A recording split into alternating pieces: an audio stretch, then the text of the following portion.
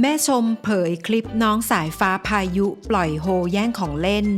งานนี้ตอนจบฮาจนกลั้นขำไว้ไม่อยู่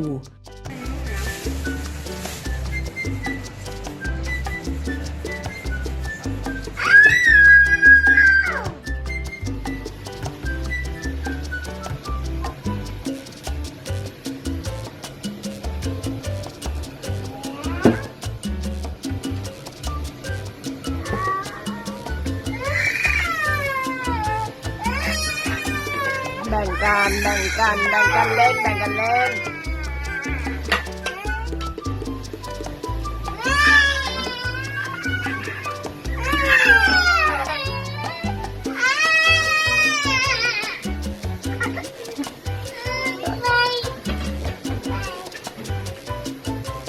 กางเกงหลุด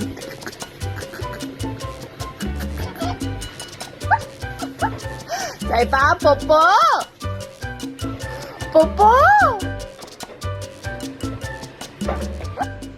เรียกได้ว่าเป็นอีกหนึ่งครอบครัวซุปตาสาวขวัญใจ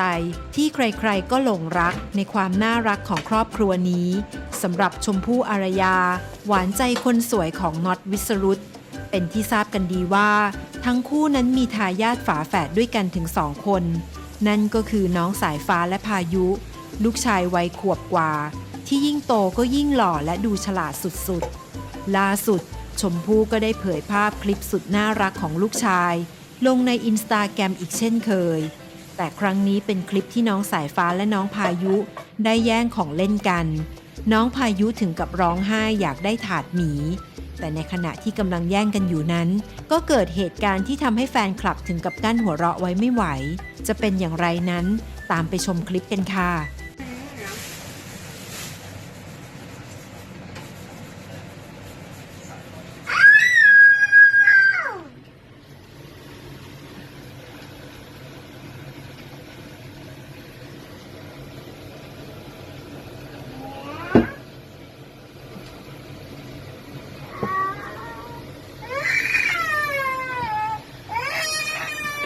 แบ่งกันเล่นก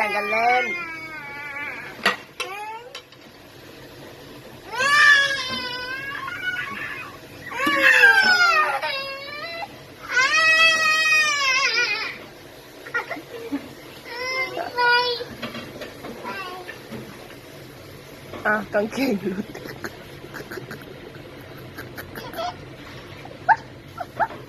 ใส่ป้าโปโป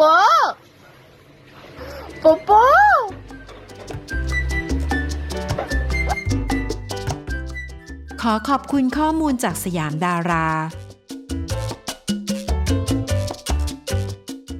อย่าลืมกดติดตามพร้อมทั้งกดรูปกระดิ่งเพื่อแจ้งเตือนทุกครั้งที่มีคลิปใหม่ๆจะได้ไม่พลาดคลิปของเรื่องเล่าข่าวค้นนะคะ